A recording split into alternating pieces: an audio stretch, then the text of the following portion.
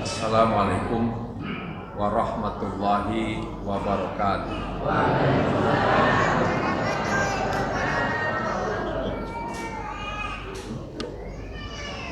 Bismillah, walhamdulillah, wassalatu wassalamu ala rasulillah Sayyidina Muhammad ibn Abdillah wa ala alihi wa ashabihi wa man tabi'ahu nasarahu wa wala hawla wala quwwata illa billah, amma ba'd. Faqad qala Allah Ta'ala fi kitabihil karim wa huwa asdaqul qailin. A'udzu billahi minasyaitonir rajim.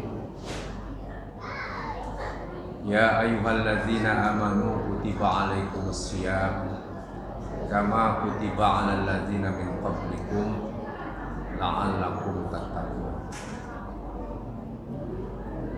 Wa qala aidan ma kadzabal fuadu ma ra'a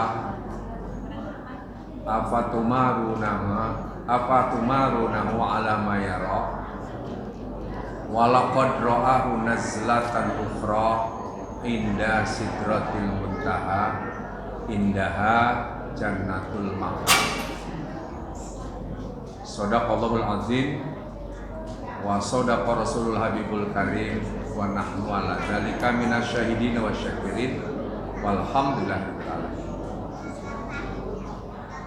Ibu-ibu hadirat, bapak-bapak hadirin, para kiai, para asatizah, wabil khusus yang terhormat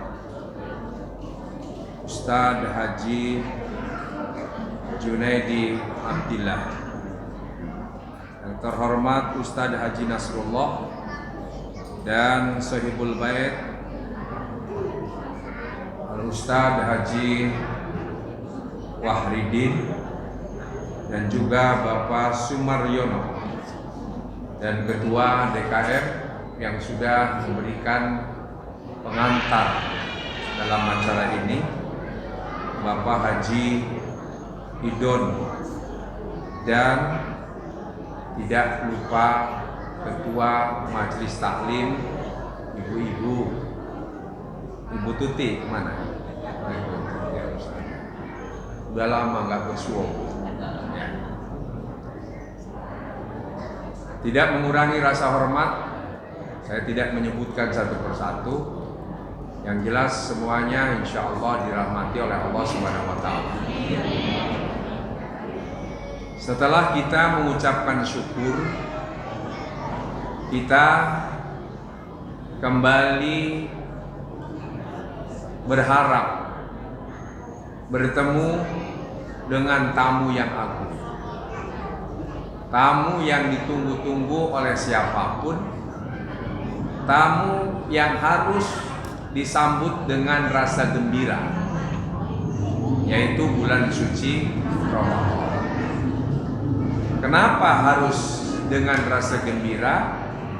Karena Rasulullah SAW menyatakan, man fariha bidukhuli Ramadan haramallahu jasadahu ala nira. Siapapun yang punya rasa gembira, orang Sunda bunga, orang Betawi sumingrah, dengan datangnya Ramadan, insya Allah Allah mengharamkan jasad orang tersebut disentuh oleh api neraka. Kenapa? Karena di bulan Ramadan itu penuh makna. Yang makna-makna di bulan Ramadan tidak ada di bulan-bulan biasa. Karena itu Rasulullah pun mengilustrasikan, la ta'lamu ummati ma fi Ramadan la tamannau an takuna as-sana kulluha Ramadan. Seandainya umatku ngerti, seandainya umatku paham, seandainya umatku tahu apa keutamaan dan kelebihan yang ada di bulan Ramadan itu, mereka akan mengangankan dan menginginkan agar sepanjang tahun ini jadi Ramadan. Sepanjang bulan, dari bulan ke bulan, Januari sampai Desember, semuanya Ramadan. Kalau tahu, tapi kebanyakan nggak tahu. Ibu ingin tahu, Bu? Ingin tahu nggak, Bu? Dari semua kelebihan keutamaan itu, keutamaan Ramadan yang paling tinggi. Karena Ramadan itu sarana, wasilah, wahana, situasi yang bisa menjadikan orang Islam itu pindah makom, hijrah. Hijrah kemana? Untuk mencapai derajat takwa. Nah, derajat apa, Bu? Takwa. Tadi kan oleh qori kita dibaca ayatnya diakhiri dengan la'allakum tattaqun. Kalau dalam perspektif Allah, la'alla itu pasti kalian jadi orang bertakwa. Mudah-mudahan jadi orang bertakwa. Siapa tahu kita akan jadi orang bertakwa. Kenapa begitu pentingnya jadi orang bertakwa? Kenapa? Karena orang bertakwa itu dijanjikan oleh Allah banyak hal. Paling tidak apa janjinya? Wa may yattaqillah yaj'al lahu makhraja wa yarzuqhu min haitsu la yahtasib. Wa may yattaqillah min amrihi yusra yaj'al lahu min amrihi yusra wa may yattaqillah yukaffir anhu sayyi'atihi. Di ayat lain surat An-Nisa mengatakan in tattaqullah yaj'al lakum furqana. Ada 5 tuh. Enaknya jadi orang yang bertakwa itu satu, siapapun yang bertakwa, kata Allah, Allah akan memberikan jalan keluar dari segala kesulitan yang menghimpit. Apapun kesulitan itu. Kesulitan ekonomi, kesulitan mendidik anak, kesulitan mengayomi suami. Sulit gak mengayomi suami? Susah, Bu. Ada nggak suami yang rajin ibadahnya tapi pelitnya nggak ketulungan? Di mana tubuh suaminya? Nah, kan susah kan, Bu? Nggak gampang. Tapi dengan bertakwa, insya Allah jalan keluarnya aja, makhrajnya ada, gampang, mudah. Itu satu. Yang kedua, siapapun yang bertakwa, Allah akan memberikan rizki dari aspek dan sudut yang tidak disangka. Rizki itu jangan diartikan materi semata. Rizki itu luas jangkauannya. Entah itu pertemanan, entah itu perkawanan, entah itu kegembiraan, entah itu kesehatan, entah itu kehormatan, entah itu Allah mengangkat derajat, entah itu jabatan, apapun rezeki. Dari aspek yang tidak terduga. Yang ketiga, Allah akan memudahkan semua urusan. Urusan dapur mudah, urusan keluarga mudah, ya kan? Urusan mengatasi sakit mudah, urusan apalagi ngurus kekelurahan, ngurus IMB, ngurus KTP, ngurus apapun mudah. Mudah. Termasuk diberikan kemudahan mau menyelenggarakan Isra Mi'raj, duitnya dari mana? Mudah. Termasuk indikasinya sekarang ini mudah, Bu. Ini panitia gampang nggak cari duitnya? Gampang. Kalau dengan orang bertakwa itu enak. Dan yang keempat, akan dihapus oleh Allah kesalahan-kesalahannya yang dimensinya vertikal.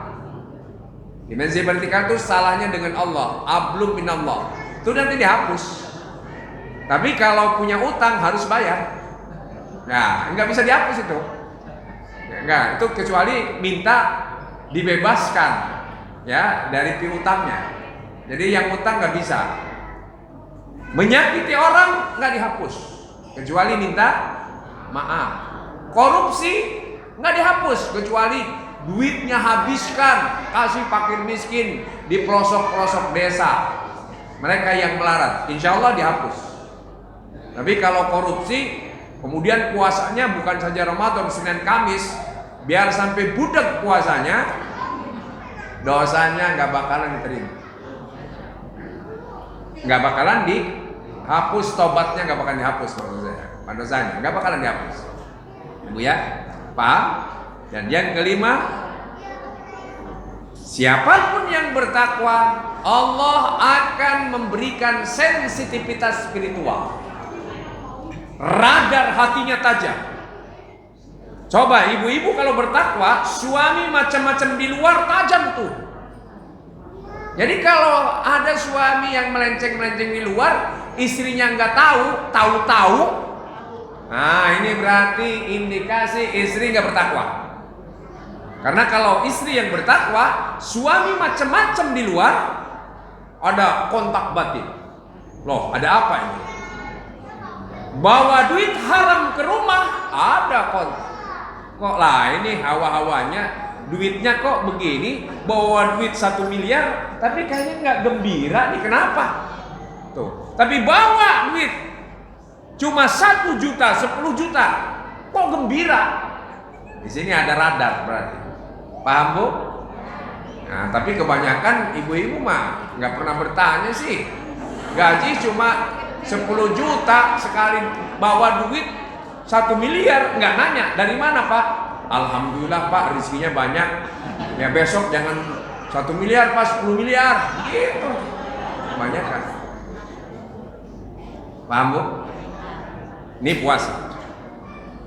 Nah sekarang apa konteksnya dengan Isra Mi'raj? Apa konteksnya dengan Isra Mi'raj? Konteksnya dengan Isra Mi'raj, Rasulullah itu diisrokan dari Masjidil Haram ke Masjidil Aqsa. Subhanalladzi asra bi abdihi lailan minal Masjidil Haram ilal Masjidil Aqsa alladzi barakna haulahu linuriyahu min ayatina innahu wasamiul basir. Ini namanya Isra.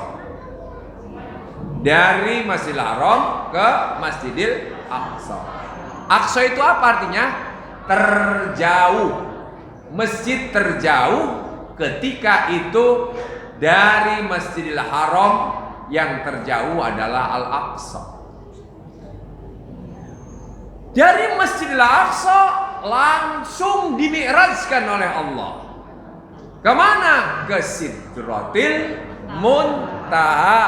Apa artinya muntaha?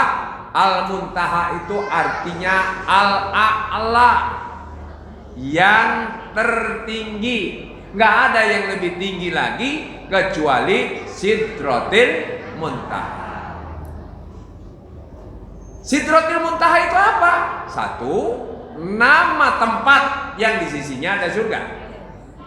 Yang kedua, secara spiritual, Sidratil Muntaha itu simbol. Sidroh itu, kalimat sidroh dalam Al-Quran hanya 4 kali disebut. Hanya 4 kali. Dalam tafsir-tafsir dinyatakan sidroh itu artinya pohon bidara. Pohon apa Bu? Pernah lihat pohon bidara? Pernah. Ada bidara Cina, ada bidara laut, ada bidara darat, udah macam-macam lah. Tuh kalau pinggir laut itu dipakai apa namanya? Rindang berteduh bagi nelayan yang kepanasan. Tapi ternyata syajaratun nabaqi di Timur Tengah itu khasiatnya banyak. Karena itu yang namanya pohon bidara itu simbol. Simbol apa? Simbol ketakwaan, simbol kearifan, simbol kedewasaan, simbol wisdom. Nah, karena itu Rasulullah sampai ke dari Masjidil Aqsa sampai ke Sidratil Muntaha bukan saja ruhan wa jasadan jasadan waruhan sampai ke tempat yang terjauh, tetapi secara spiritual Rasulullah memiliki mental ketakwaan, kearifan, kedewasaan yang tertinggi. Nggak ada lagi manusia yang paling dewasa, yang paling bertakwa kecuali Rasulullah SAW. Tuh, itu hasilnya. Makanya Allah ngasih kepada kita bagaimana jalan kita mengikuti Nabi. Kalau untuk meningkatkan ketakwaan, puasa ketakwaan, maka Mi'raj kedewasaan, kearifan, jalannya apa? Karena itu dapatnya apa? Dari Mi'raj dapatnya apa Rasulullah? Sholat 5 waktu. Karena itu di kalangan ulama al-muhaqqiqin, al-mutasawwifin, yang namanya as-sholatu mi'rajul arifin, as-sholatu mi'rajul mu'minin. Sholat itu tempat naik pangkatnya orang beriman dan naik pangkatnya orang-orang yang arif. Itu udah, kalau saya ceramah segini cukup. Tapi tahu nggak uraiannya, Bu? Ingin tahu nggak, Bu? Nih, saya sungguhnya kalau ceramah 1 jam nggak cukup. Saya ceramah itu karena banyak kan orang ustadz-ustadz itu ceramahnya cuma target pulang dapat amplop. Ya. Iya, kalau saya nggak mau. Saya kalau jamaah nggak dapat ilmu, nggak mau. Ya, nggak mau. Saya inginnya ada sesuatu yang masuk. Kenapa? As-sholatu mi'rajul arifin. Kenapa? Ternyata Rasulullah SAW waktu Mi'raj berdoa di Sidratil Muntaha itu, doanya kita hafal semua. Kita semuanya hafal doanya. Kenapa? Karena doa itu ada di dalam surat Al-Baqarah yang terakhir. Hafal semua kan? Apa coba doanya? Rabbana la tu'akhidna in nasina aw akhtana. 1. Rabbana wala tahmil alaina isran kama hamaltahu alal ladzina min qablina. 2. Rabbana wala tuhammilna ma la taqata lana bih. 3. Wa'fu anna. 4. Warhamna waghfir lana. 5 ya. Kemudian warhamna 6. Anta maulana surna alal qaumil kafirin. Jadi berapa tuh? Berapa? Tuh 7. Itulah karakter manusia. Jadi kita harus tahu dulu ini, kalau kita ingin naik pangkat, ingat dulu karakter kita. Kata Imam Ar-Razi, Fakhruddin Ar-Razi, di dalam tafsirnya Mafatihul Ghaib, ini menunjukkan karakter nih. 1 apa? Rabbana la tu'akhidna in nasina aw akhtana. Ya Allah, jangan hukumi kami dikala kami dalam keadaan terlupa dan tersalah dan terlupa. Ini artinya apa? Ngasih tahu manusia itu biangnya lupa. Pernah lupa, Bu? Oh, kalau ibu-ibu paling sering lupa ketimbang bapak-bapak. Kalau bapak-bapak sekalinya lupa gawat. Iya. Kalau ibu-ibu paling lupa naruh kunci di mana, Dompet di mana? Kalau bapak-bapak lupa daratan, Bu. Iya. Kalau udah lupa daratan, anak lupa, istri lupa, rumah pun lupa.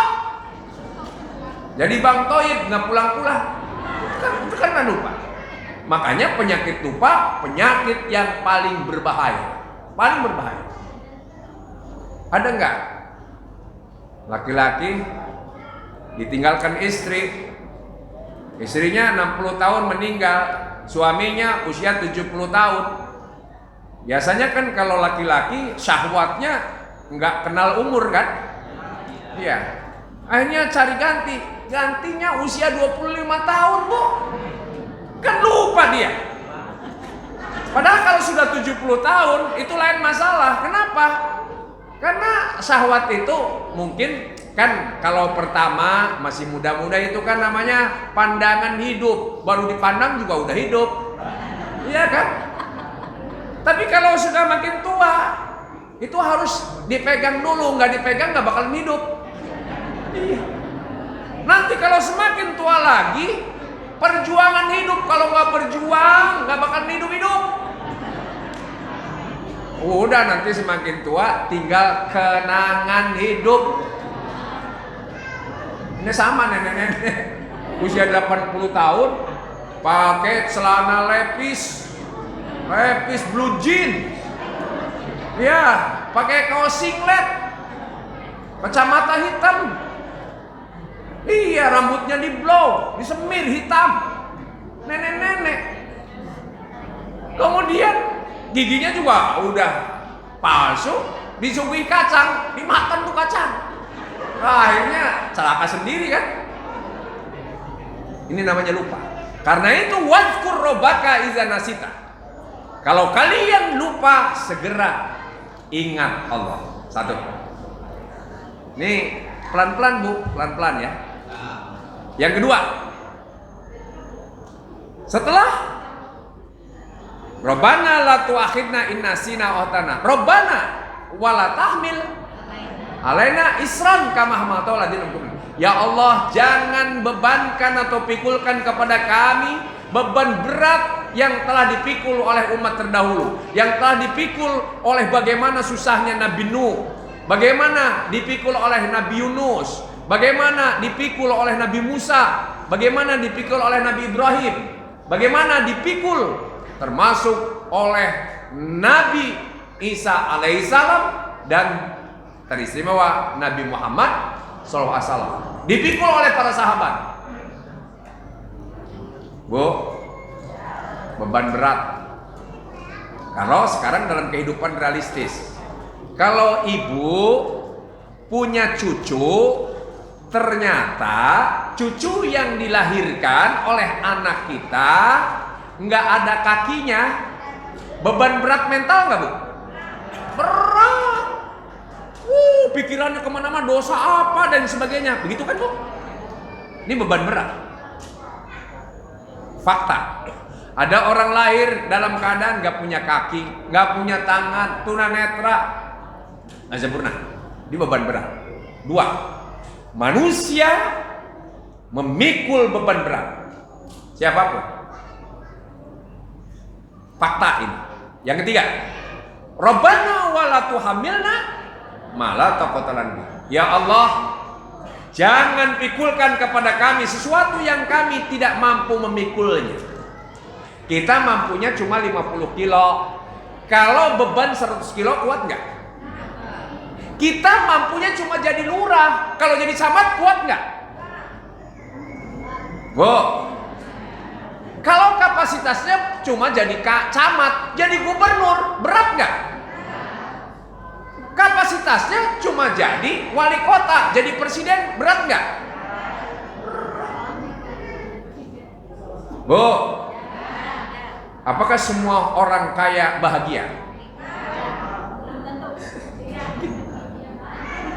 Makanya ibu-ibu kalau punya duit 10 juta, ya, biasa punya duit 10 juta, tiba-tiba 1 miliar, bisa jadi beban berat. Karena kemauannya akan berubah total. Bu, Bu, kalau suami punya istri cantik jelita, tapi suaminya miskin, beban berat nggak? Beban berat. Wah, suaminya miskin, istrinya cantik, beban berat itu. Wah, mau ditinggal, ntar dilirik sama tetangga nih, ya kan begitu kan? Takut, beban berat itu. Beban berat, makanya punya istri nggak usah cantik-cantik, biasa-biasa aja lah, ya. Beban berat, bu. Kalau istri punya suami ganteng banget, beban berat nggak?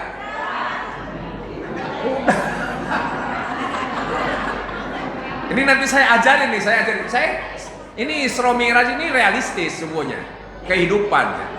Oke lah, udah beban berat, jangan kau pikulkan kepada kami. Dengan kata lain, jangan jadi lurah kalau saya nggak sanggup, jangan jadi camat kalau nggak sanggup, jangan jadi menteri kalau nggak sanggup, jangan jadi orang kaya kalau nggak sanggup, jangan jadi presiden kalau nggak sanggup. Paham kan? Berat. Apalagi minyak goreng sekarang mahal, ya. Ya kan? 3. Yang keempat, wa'fu anna. Kita minta maaf. Kenapa? Menunjukkan bahwa manusia itu banyak dosa. Oh, itu indikasi kita banyak dosa yang sifatnya dosa dengan sesama ataupun dengan Allah. Dan waghfir lana, kenapa kita mohon ampun? Karena kita tidak konsisten. Itu 5. Yang keenam, warhamna, kenapa kita minta dikasihani?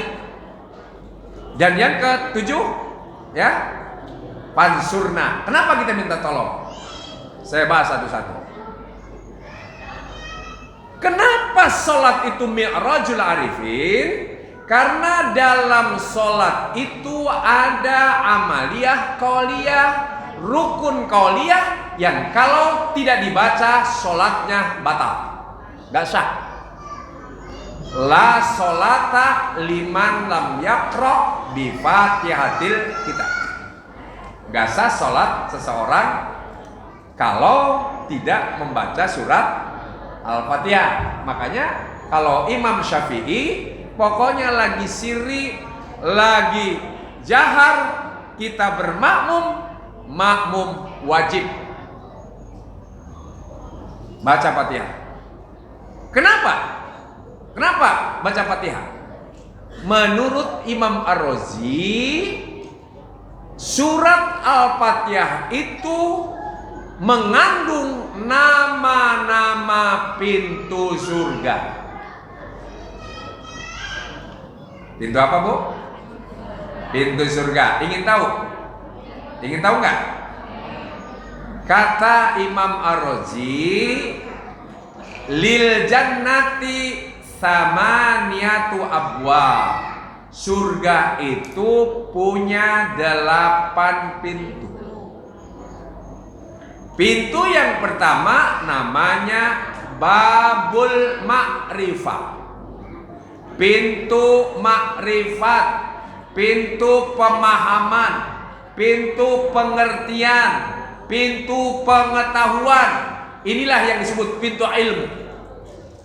Jadi kalau ingin membuka pintu surga harus banyak cari ilmu. Dan harus paham, ilmunya paham, bukan hafal. Paham. Bu, kalau cuma hafal nggak paham, contoh nih, kata TNI, damai itu indah, ya kan? Spanduk spanduk kan damai itu indah kan, gitu kan? Kalau kata Al-Quran, muasyarah bil ma'ruf, pergaulah istrimu dengan ma'ruf, dengan paham. Kalau ingin hidup sakinah, suami harus paham istri, istri harus paham suami. Gitu. Paham, kuncinya paham. Apa yang harus dipahami? Ya, laki-laki itu harus dipahami oleh ibu-ibu. Kata Nabi, yang namanya laki-laki diilustrasikan dalam kitab Nashihul Ibad atau dalam Durratun Nasihin lah. Yang paling Durratun Nasihin. Durratun Nasihin jelas. Yang namanya laki-laki itu dominasinya 9 akal. Perasaannya 1. Bu, paham nggak? Laki-laki akalnya berapa? 9. Perasaannya? Walaysa zakaru kal unsa. Laki-laki itu beda dengan perempuan karena perempuan itu dominasinya 9 perasaan, akalnya cuma 1. Bu, jadi ini bapak-bapak harus ngerti. Kalau nggak ngerti, dongkol terus. Yang namanya perempuan itu 9 perasaan. Kalau lagi capek kerja, akhirnya marah-marah, ngomel melulu. Kalau lagi ngomel, udahlah laki-laki kan kamu kan 9 akal, cuek aja ke belakang rumah udut. Gitu aja udah. Paham gak? Nanti capeknya hilang, marahnya hilang juga. Itu harus paham itu. Kalau anak nggak pulang jam 9, jam 10 belum pulang, perasaan ibu-ibu kan rawang, Bu. Betul nggak? Kalau suami kan biasa aja. Udahlah, jangan pikirin, mungkin macet, mungkin sama temannya dulu. Rasional kan? Itu kalau laki-laki. Kalau suami, ibu-ibu terlambat pulang dari majlis taklim, biasanya cuek-cuek aja tuh. Tapi suami terlambat pulang, biasa jam 6 sore, jam 9 belum pulang, nerawangnya kemana tuh, Bu? Ayo. Wah, udah nerawang kemana? Ini perasaan. Jadi kan harus tahu. Jadi kalau ada perempuan, terutama artis-artis nih, dikit-dikit minta cerai, dikit-dikit gugat cerai. Itu suami nggak usah ngeladenin. Kenapa? Yang berbicara bukan akal, tetapi yang berbicara perasaan. Makanya biar minta tolak, minta cerai 100 kali sehari nggak sah. Tapi laki-laki yang punya 10 akal mengatakan saya talak kamu, saya cerai kamu, saya pulangkan kamu, sah nggak? Sah. Itu harus paham. Makanya Allah yang maha paham, karena itu tidak memberikan hak talak kepada istri. Gawat. Kalau hak talak dikasih istri, itu KUA tiap hari penuh itu. Pengadilan agama, waduh, kewalahan. Karena perempuan itu nggak boleh gitu. Paham? Ini paham. Tutup pintu paham. Nanti karena itu harus satu judul. Kalau kajian itu ya harus satu episode itu paham itu. Karena segalanya paham. Karena banyak yang nggak paham, Islam aja terpilah-pilah karena nggak paham. Sekarang saya kasih pemahaman. Yang kedua, pintu surga. 7 pintu surga ada di dalam surat Al-Fatihah, kata Imam Ar-Razi. Yang pertama, Bismillahirrahmanirrahim. Dengan nama Allah yang maha pengasih lagi maha penyayang. Itu artinya siapapun yang membaca Bismillahirrahmanirrahim, karena itu Al-Quran per huruf 10 kebaikan. Itu kalau bacanya. Abda'u bi bismillah. Kita memulai segala sesuatu dengan bismillah. Tapi ternyata kata Imam Ar-Razi, Bismillahirrahmanirrahim itu babu zikri, pintu ingat. Pintu apa, Bu? Pintu ingat. Tadi kelemahan manusia yang pertama apa? Lupa kan? Salah lupa. Allah ngasih jalan supaya infatahat abwabul jannah. Yang namanya pintu surga terbuka, maka senjatanya pintu ingat, babu zikri, Bismillahirrahmanirrahim. Jadi baca bismillah itu sunnah, dapat pahala, tapi substansinya, misiknya, risalahnya supaya kita selalu ingat Allah. Itu kuncinya. Paham, Bu?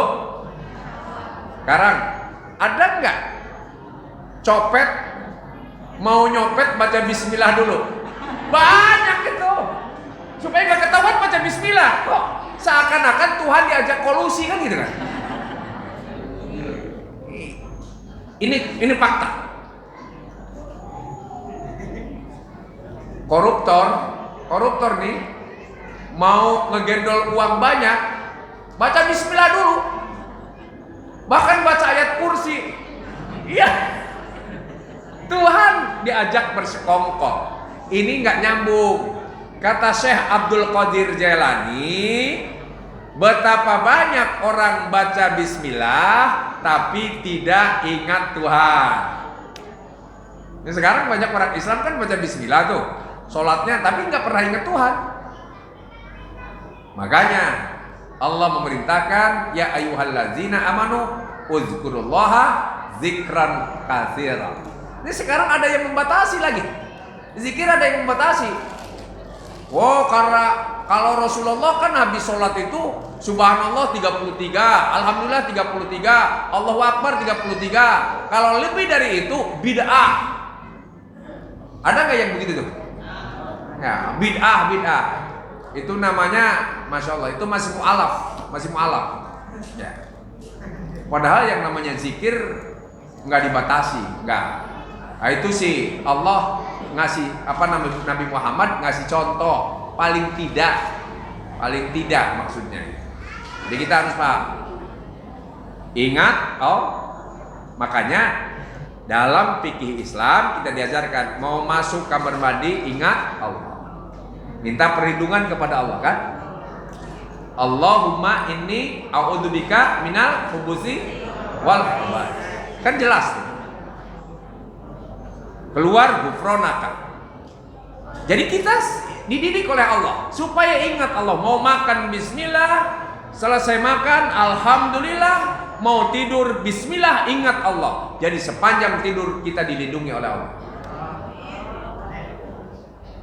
Ibu-ibu, bapak-bapak masih ingat nggak waktu togel lagi jaya-jayanya?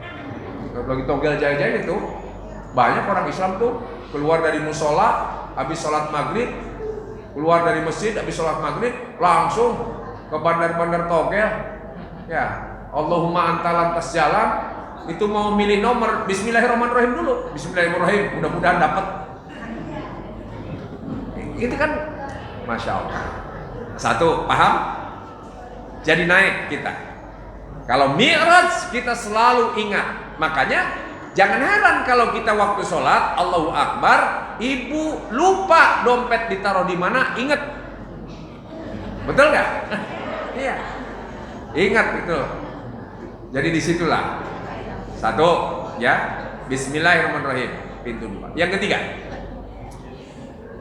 Setelah Bismillah apa, Bu? Alhamdulillahi Rabbil Alamin. Alhamdulillah itu apa? Segala puji bagi Allah. Ya, Tuhan semesta alam. Alam lahir, alam gaib, alam atas, alam bawah, alam dunia, alam akhirat, alam melek, alam tidur, alam jin, alam malaikat, alam semut, alam, semua alam. Ya, paham, Bu? Itu artinya apa? Alhamdulillah segala puji. Namanya babu syukri, pintu bersyukur. Kalau tadi kan ingat karena kita jadi supaya kita tidak salah, tidak lupa, harus selalu ingat Allah.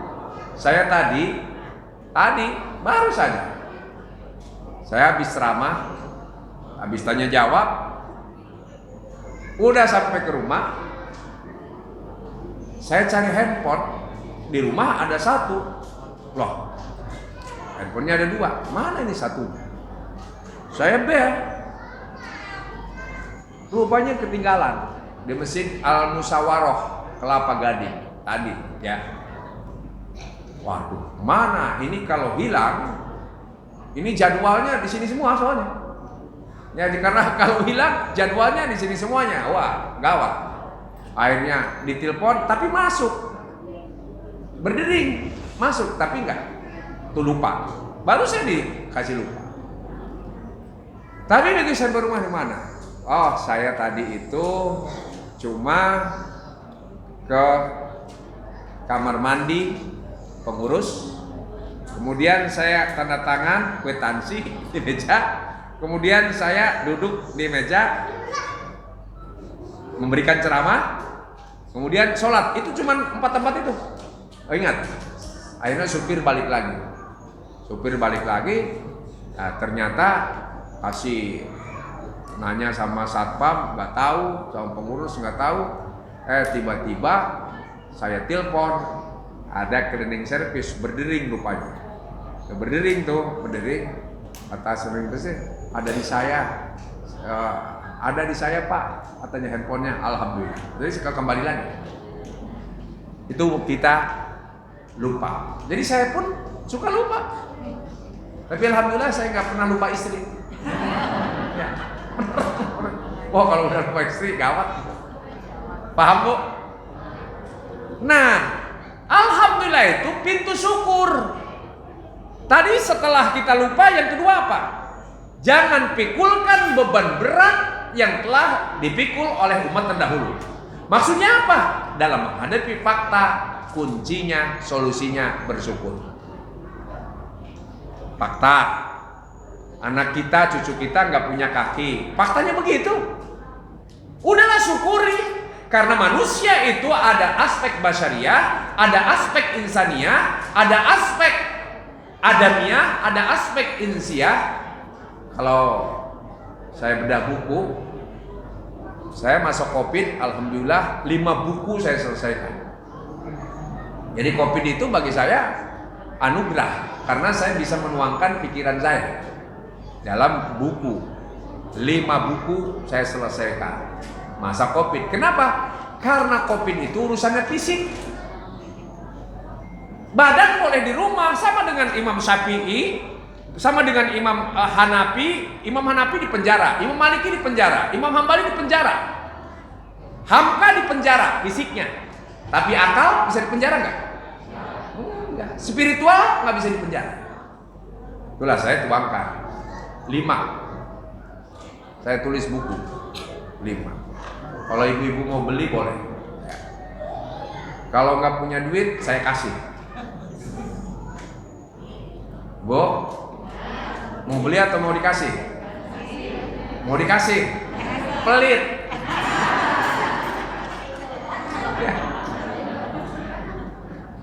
Jadi kita harus tahu nih ya. Dalam menghadapi fakta, umpamanya fakta nih. Bu, ada nggak istri yang nyesel milih suami? Ada nggak? Banyak kan? Kalau tahu begini saya nggak mau kan gitu kan? Ada nggak suami yang nyesel milih istri? Banyak. Dalam menghadapi fakta, kuncinya udah bersyukur. Alhamdulillah saya punya istri cerewet. Alhamdulillah dengan cerewet akhirnya anak-anak terkontrol. Akhirnya anak-anak belajar disiplin karena dicerewetin terus. Alhamdulillah saya dicerewetin sama istri terus, akhirnya saya nggak main golop. Karena kalau main golop ketemu dengan perempuan-perempuan cantik yang pakai hot pen, pahanya kemana-mana.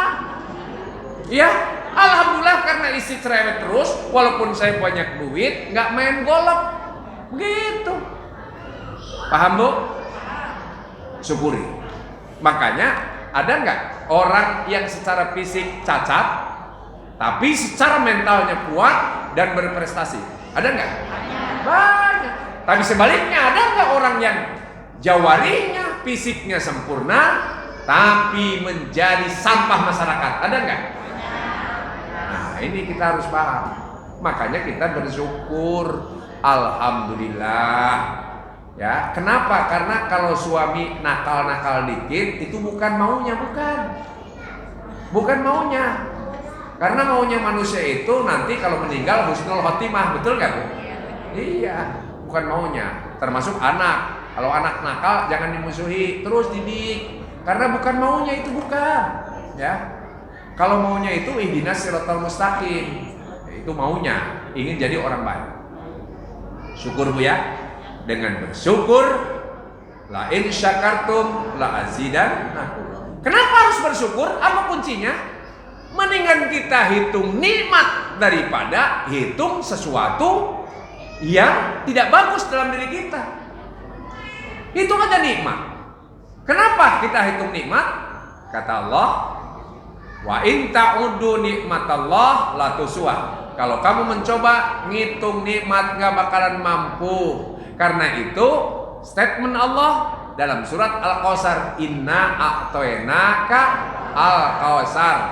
Kata Imam Ar-Razi artinya, sungguh kami sudah ngasih kamu ya Muhammad. Kalau sekarang sudah ngasih kamu wahai manusia, Al-Kautsar itu banyak. Itu udah banyak. Mata dikasih, hidung dikasih, kuping dikasih, dua tangan dikasih, kompak dua tangan geraknya dikasih, kaki dikasih, rambut dikasih, lidah bisa ngomong, namanya mulut bisa ngomong dikasih, syahwat dikasih. Coba kedip mata nikmat bukan? Nikmat, mendingan mikirin kedip mata. Iya ya, kalau saya merem satu hari nggak bisa makan, nauzubillah, kan begitu. Oh ternyata makan pedas itu nikmat. Nikmat ya Allah. Kalau lidah saya nggak bisa merasakan pedas, bayangkan nggak terkontrol perut bisa meledak. Ya kan? Ya kalau lidah nggak merasakan pedas, kita makan sambal yang banyak, apa yang terjadi? Mencret. Mendingan hitung terus nikmat itu. Saya ceramah di puncak berapa hari kemarin juga dari puncak. Saya bilang ini, kalau orang puncak ya, di puncak itu dia ngitung nikmat, di sini pakai AC. Di puncak nggak pakai AC. Bayangkan kalau diduitkan berapa? Ya kalau diduitkan tuh, diduitkan ini Jakarta aja diduitkan nih AC, seluruh Jakarta diduitkan berapa ratus miliar, bahkan triliun sehari. Ini Allah ngasih di puncak udara dingin. Itu yang disebut nikmat. Makanya urusan basariah itu kecil Bu, kecil. Basariah itu sama. Saya punya buku namanya 5 Terma Manusia, Perspektif Al-Quran. Jadi manusia itu ada 5 sisi. Sisi satu basariah. Basariah itu makhluk biologis. Makhluk biologis kerjanya makan, minum, syahwat, kawin, tidur. Ya, tadinya cantik jadi reot. Ya kan? Tadinya ganteng jadi ya pokoknya udahlah, kulit yang tadinya pantang jadi keriput, rambut jadi berubah, gigi lama-lama permisi kan, itu basariah namanya. Nikmatnya sama, makanya anta basarun, anti basarun, hum basarun, kum basarun sama. Kalau sudah dalam perspektif basar sama. Bu, saya tanya, nikmatnya orang yang makan di warteg dengan nikmatnya yang makan di hotel sama nggak? Sama. Sama-sama kenyang, sama-sama. Ini sekarang nikmatnya petani di sawah, begitu habis membajak tanah, istrinya bawa rangsuman makanan di lantang. Isinya apa? Ikan asin, lalap jengkol, sayur asem, sambal terasi pedas. Makan di bawah pohon kemboja. Wah, ditemani istri, nikmat nggak? Dibandingkan dengan yang di hotel, kira-kira nikmat mana? Sama, jangan-jangan kalah sama petani. Tidur Bu, kalau sudah pules sama. Mimpi tidur kalau udah pules, sama nggak? Orang tidur pules di kolong jembatan dengan yang di hotel di bintang 5 sama-sama pules nih, nikmat mana? Sama. Sama, nggak beda. Yang beda itu cuma tempat. Bu, pernah nggak lihat ada peminta-minta tidur di kebun? Ada nggak? Pules. Sama dengan yang di hotel, sama. Itu bahasa dia. Yang membedakan itu adalah insania, intelektual. Jadi kita harus paham, ya. Itulah sebabnya kita harus banyak bersyukur sehingga beban berat itu hilang, naik. Nah ini mi'raj namanya, mi'raj. Oh, kita bersyukur alhamdulillah. Saya mah nggak punya mobil BMW juga, udah Kijang aja cukup. Ya, tapi saya punya temen nih, ya orang bicaranya, aduh kalau ada temennya yang pakai Kijang butut dikatain, masa keranda dibawa-bawa. Nah, itu kenapa? Karena orientasinya orientasi materialistik namanya. Paham Bu? Bersyukur. 3. Jadi kalau ingin ibu beban berat hilang, bersyukur.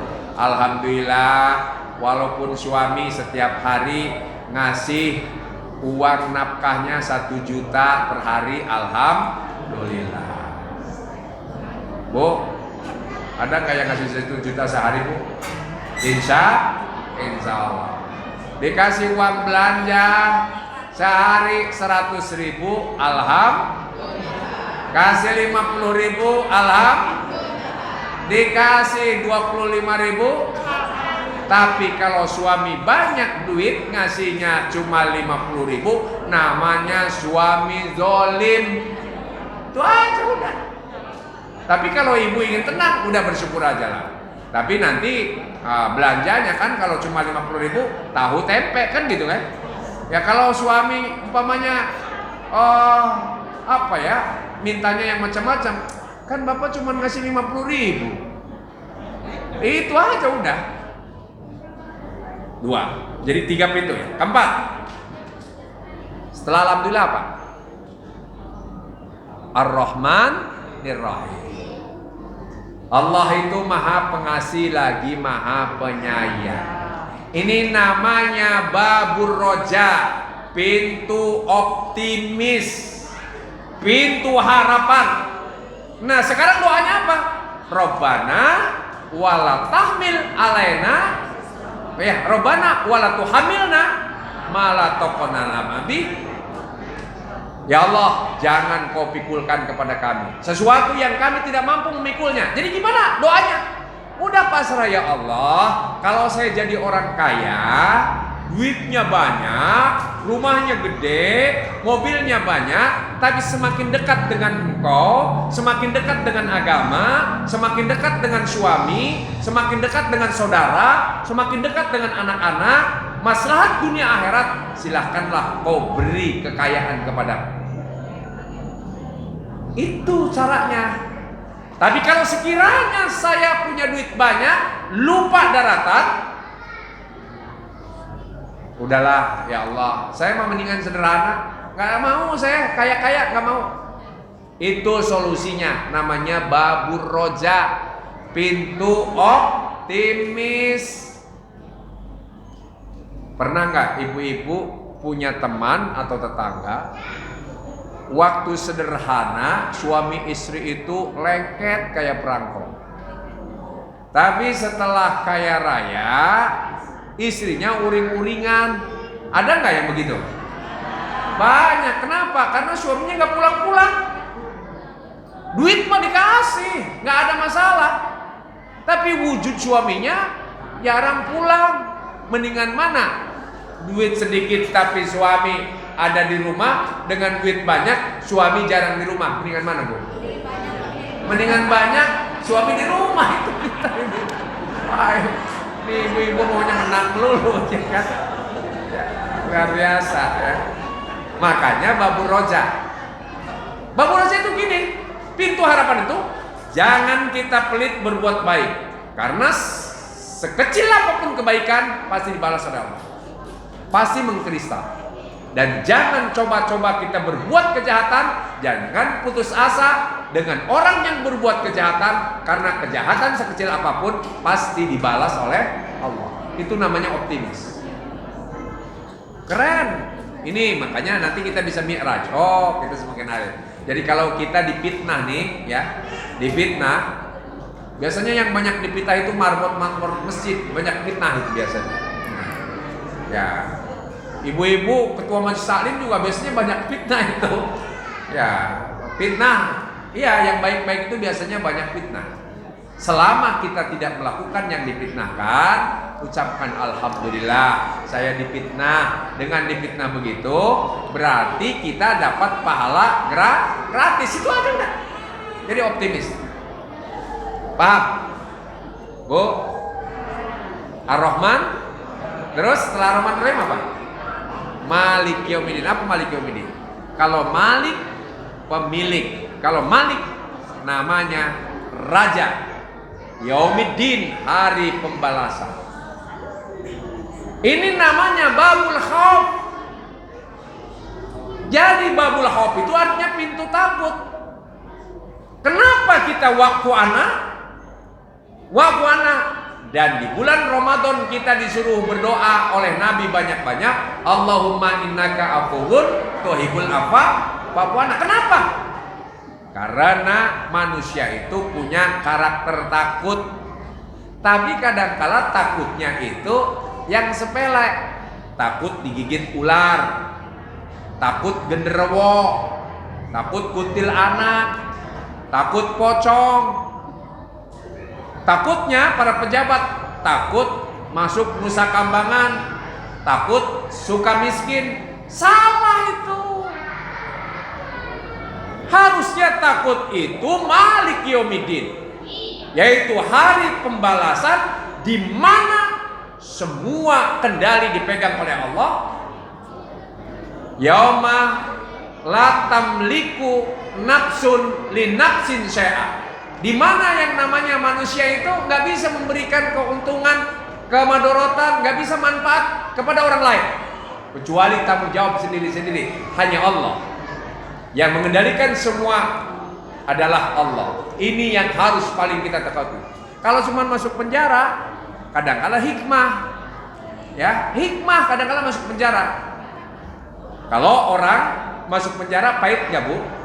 Kalau ingin tenang di penjara, bersyukur. Alhamdulillah, terima kasih KPK nangkap saya. Terima kasih Pak Hakim telah memvonis saya, sehingga saya 20 tahun, 10 tahun di penjara.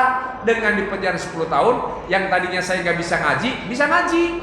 Yang tadinya nggak pernah sholat tahajud, bisa sholat tahajud. Yang tadinya saya nggak bisa sesuatu, belajar, bisa di penjara. Alhamdulillah. Coba kalau saya nggak ditangkap, korupsi saya makin banyak dan semakin dosa semakin dosa. Itu bersyukur namanya. Paham bu? Waqfu anna. Di hari pembalasan. Ngeri kita. Setelah apa namanya Malik Yaumiddin apa? Iyyaka na'budu wa iyyaka nasta'in. Hanya kepadamu ya Allah kami menyembah, dan hanya kepadamu kami mohon pertolongan. Ini namanya babul ikhlas. Kita mengucapkan iyyaka na'budu wa iyyaka nasta'in. Kenapa? Faghfir lana, ampunilah kami. Karena kita ngomongnya hanya kepadamu ya Allah menyembah. Hanya kepadamu ya Allah kami minta pertolongan. Tapi nyatanya minta pertolongannya ke Ki Joko Bodo, ke si Gendeng Pamungkas, ke dukun-dukun cabul. Kan begitu kan bu? Salah alamat, dosa kita. Padahal Allah mengatakan wasta'inu bisabri wassalah. Ya, kalau kita punya masalah, minta pertolongan kepada Allah dengan mendirikan sholat dengan penuh kesabaran. Sabar sholat, itulah itu kunci. Namanya babul ikhlas. Coba kalau ikhlas, kita punya suami ikhlas. Ikhlas bu, Ibu-ibu, kalau menyediakan sarapan pagi untuk suami ikhlas nggak Bu? Mau saya tes? Mau saya tes nggak? Gini, Bu, Ibu sudah menyediakan sarapan pagi dan minuman, udah siap-siap dari subuh, tapi tiba-tiba suami buru-buru tidak dimakan, tidak diminum untuk sarapan. Marah nggak Bu? Kalau marah berarti belum ikhlas. Dongkol nggak Bu? Dongkol. Salah sendiri, lu nggak ikhlas ya dongkol. Coba kalau ikhlas karena Allah. Ya Allah, saya menyediakan sarapan ini karena Engkau, bukan karena suami saya supaya duitnya ngasihnya banyak. Enggak, ikhlas karena Allah. Dari begitu tidak diminum, alhamdulillah. Suami saya mungkin lagi buru-buru, ekonomi sedikit, alhamdulillah saya aja yang nyantap. Akhirnya enggak dongkol, pahala menyediakan dapat, ya kan? Tidak mubazir, ekonomi siap. Enteng kan? Ini gampang ngetes ikhlas itu. Jadi kalau ada orang, saya mau ikhlas Pak, saya ngurus kamu tuh ikhlas. Kalau masih ngomong saya ikhlas, itu namanya nggak ikhlas. Benar ya? Nah, ikhlas itu nggak bisa diomongkan. Ikhlas itu dari perilaku Bu ya. Nah, pintu ikhlas, apalagi dengan Allah. Pintu keberapa tuh? Pintu keberapa? Iyyaka na'budu wa iyyaka ihdinas siratal mustaqim. Ihdinas siratal mustaqim. Ihdinas siratal mustaqim ini namanya babud doa. Setelah waghfir lana apa? Warhamna. Ya. Waghfir lana warhamna. Warhamna, kasihanilah kami. Kalau kamu ingin dikasihani oleh Allah, maka banyak-banyaklah berdoa. Ihdinas siratal mustaqim. Tunjukilah kami ke jalan yang lurus. Apa itu jalan yang lurus? Jalan kenikmatan, jalan ketenangan. Karena kebutuhan spiritual kita itu tenang, bukan nikmat. Kalau nikmat itu kebahagiaan yang membawa sengsara. Tapi kalau nikmat, sengsara membawa nikmat. Tuh, paham Bu? Bu, ini sekarang mendengarkan ceramah baru 10 menit Bu ya? Ya. Baru 10 menit kan?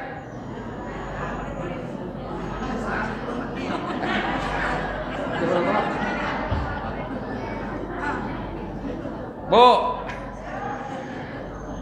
tenang gak Bu? Senang gak Bu? Senang. Ini yang dibutuhkan oleh kita itu tenang, membawa senang. Kalau ibu ke Tanah Abang bawa duit 10 juta habis, senang gak Bu? Senang. Tapi kerudung yang dibeli kecewa di rumah, tenang gak? Enggak. Makanya jangan cari senang, cari tenang. Paham Bu? Bu, itu bapak-bapak, anak-anak muda yang di diskotik seneng nggak? Seneng. Yang di klub-klub malam seneng nggak? Seneng. Tenang nggak? Ayo milih yang mana?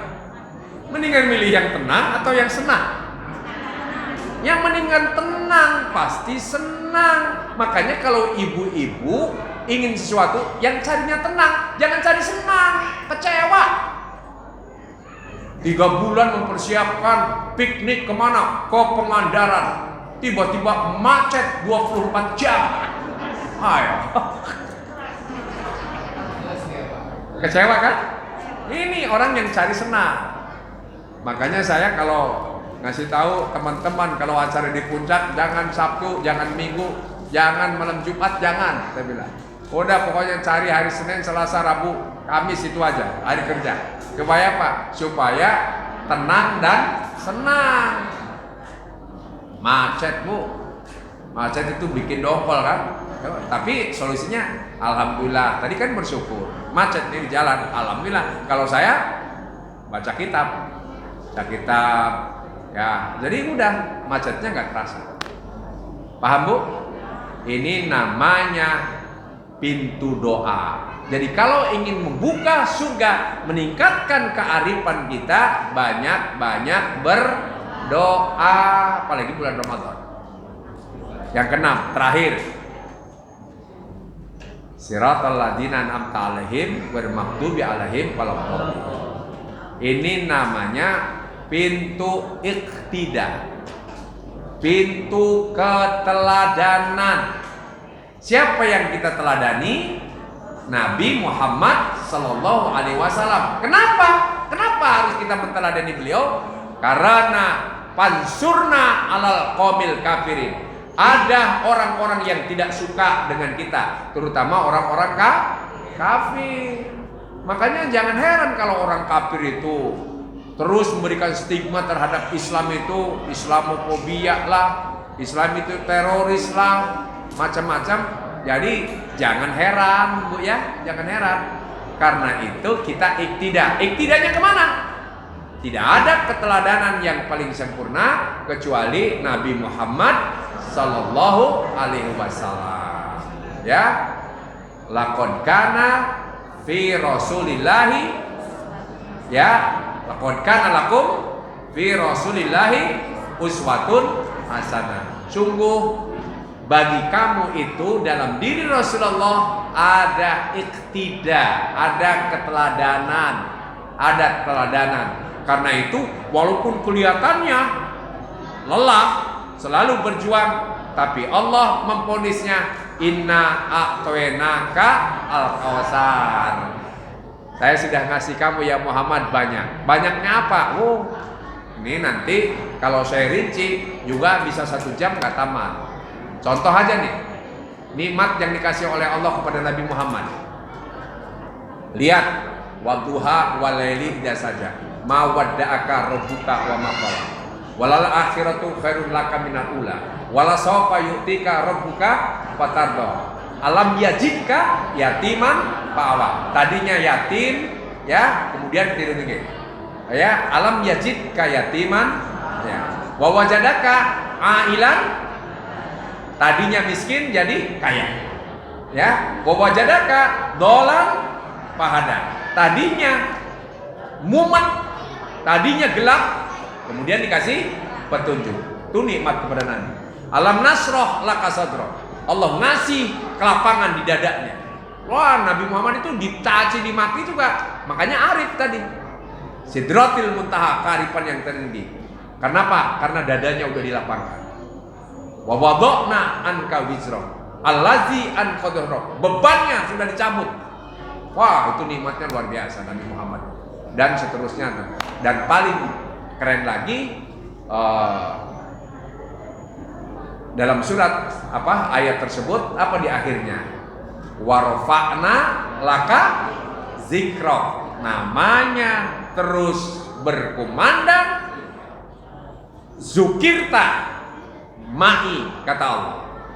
Nama engkau selalu digandengkan dengan aku. Makanya tidak ada yang paling banyak disebut selain Allah kecuali Nabi Muhammad. Selalu digandengkan dalam salawat, digandengkan dalam azan, digandengkan dalam syahadat, digandengkan di mana-mana.